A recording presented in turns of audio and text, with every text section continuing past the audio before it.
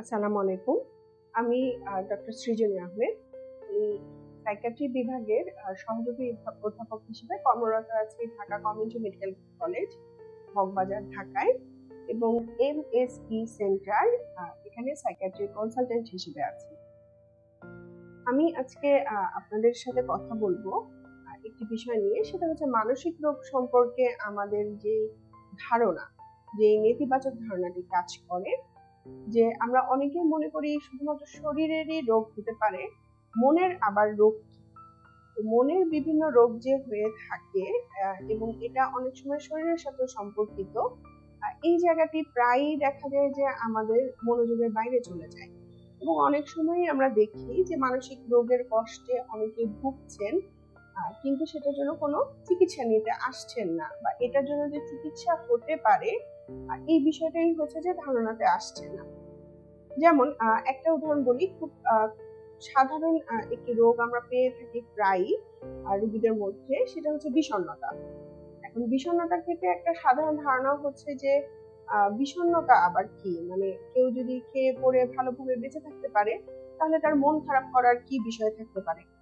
কিন্তু বর্তমান সমাজে যেটা দেখতে পাচ্ছি, বা বর্তমানে আমাদের যেটা হচ্ছে যে ক্লিনিক্যাল এক্সপিরিয়েন্স আমরা বলবো, যে রোগী দেখার অভিজ্ঞতা থেকে যেটা দেখা যাচ্ছে যে খুব কম বয়স থেকেও আমরা বিষণ্ণতা পাচ্ছি, যে একদম ছোট্ট শিশুর মধ্যে, 5-6 বছরের শিশুর মধ্যেও পাওয়া যাচ্ছে, কৈশোরকালীন পাওয়া যাচ্ছে, মধ্যবয়স্কদের মধ্যে পাওয়া যাচ্ছে, যারা বৃদ্ধ বয়সে এসছেন তাদের মধ্যে তো আরো কমনলি পাওয়া যাচ্ছে। তো এই বিষণ্ণতার ক্ষেত্রে যেমন দেখা যায় যে সেই মানুষটি এরকম কিছু লক্ষণে ভুগে থাকেন যে তার কোনো কিছু ভালো লাগে না, কোনো কাজে মনোযোগ দিতে পারেন না, অবসাদ আসতে থাকে। সাধারণ তার প্রতিদিনকার নিত্যকার যে কাজকর্মগুলো উনি খুব সহজে করে ফেলতেন সেটা করতে পারছেন না, ঘুমের অসুবিধা হচ্ছে, খাওয়া দাওয়ার অসুবিধা হচ্ছে, হয় ওজন খুবই কমে যাচ্ছে অথবা ওজন বেড়ে যাচ্ছে, তার সাথে বিভিন্ন রকমের ব্যথা বেদনা এবং কোষ্ঠকাঠিন্য হচ্ছে। এরকম সমস্যাগুলো নিয়ে দীর্ঘদিনে ভুগছেন, অসুবিধা হচ্ছে, কিন্তু ওই সমস্যার জন্য কোনো মানে মনোরোগ চিকিৎসকের কাছে আসা বা মানসিক কোনো চিকিৎসা গ্রহণ করা এটা হয়ে উঠছে না। আর যেটা দেখা যায় যে ছোটদের মধ্যে, মানে শিশু কিশোরদের মধ্যে যদি বিষণ্ণতা দেখা যায়, তখন আবার তাদের লক্ষণগুলা একটু ভিন্নতর হয়ে থাকে। তাদের ক্ষেত্রে দেখা যায় যে অবসাদগ্রস্ত হওয়ার চাইতে বরঞ্চ তাদের মধ্যে একটা খিটখিটে মেজাজ, অস্থিরতা, এই জিনিসটা খুব বেশি পাওয়া যায়। তো দেখা যায় প্রায়শই তারা অভিভাবকদের সাথে খুব খারাপ ব্যবহার করছে, বাবা মার সাথে খুব খারাপ ব্যবহার করছে, বাবা মাও এটার কারণ বুঝে উঠতে পারছেন না, বা প্রচলিত কিছু ধারণার মধ্যে আছেন যে ওর কি হলো, এবং সেখানে হচ্ছে যে চিকিৎসা ব্যাহত হচ্ছে। এবং অনেকদিন যাবতই দেখা যায় যে এই বিষণ্ণতার রোগ নিয়ে, ক্লান্তি ভাব নিয়ে বা ব্যথা বেদনা নিয়ে অন্য অনেক চিকিৎসাই হচ্ছে অলরেডি আমাদের কাছে আসা পর্যন্ত হচ্ছে পেয়ে গেছেন, এবং অনেক পরীক্ষা নিরীক্ষা, প্রায় দেখা যাচ্ছে যে অনেক পুরো একটা ফাইল নিয়ে তারা এসে হাজির হয়েছেন, যেখানে সমস্ত টেস্ট পত্র অনেক কিছু করা হয়েছে, কিন্তু কোনো উন্নতি খুঁজে পাওয়া যাচ্ছে না।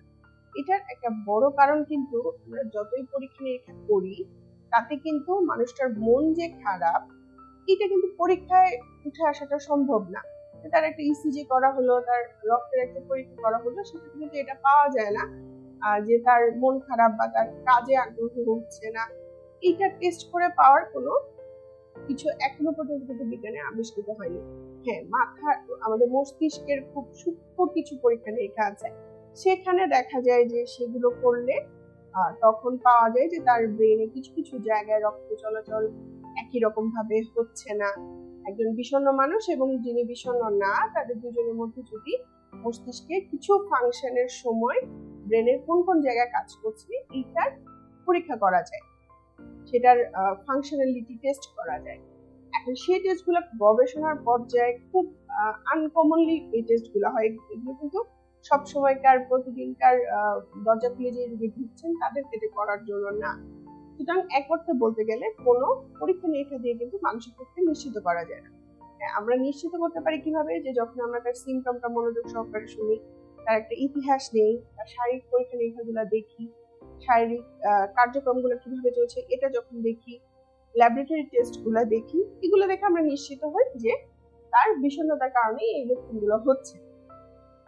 এভাবে করে আমরা সেই রোগটা নির্ণয় করি। এবং এইটার হচ্ছে বৈজ্ঞানিক চিকিৎসা আছে। সে বৈজ্ঞানিক চিকিৎসা শুরু করলে যখন রোগীর ফলাফল পাওয়া শুরু করেন তখন কিন্তু আরো নিশ্চিত হয় যে আচ্ছা এই সমস্যাটা শুধু বিষণ্ণতাই ছিল। তো এভাবে করে যেটা হয় যে বৈজ্ঞানিক চিকিৎসাটা শুরু করা যায়।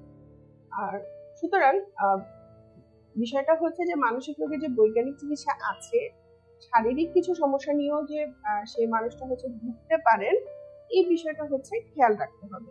এবং যখন আপনি নিজের ক্ষেত্রে দেখছেন বা অন্য কারো ক্ষেত্রে দেখছেন যে দীর্ঘদিন ধরে এরকম কোনো সমস্যায় ভুগছেন এবং শারীরিক কারণ খুঁজে পাওয়া যাচ্ছে না, তখন কিন্তু মানসিক বিষয়টা যাচাই করা খুবই জরুরি।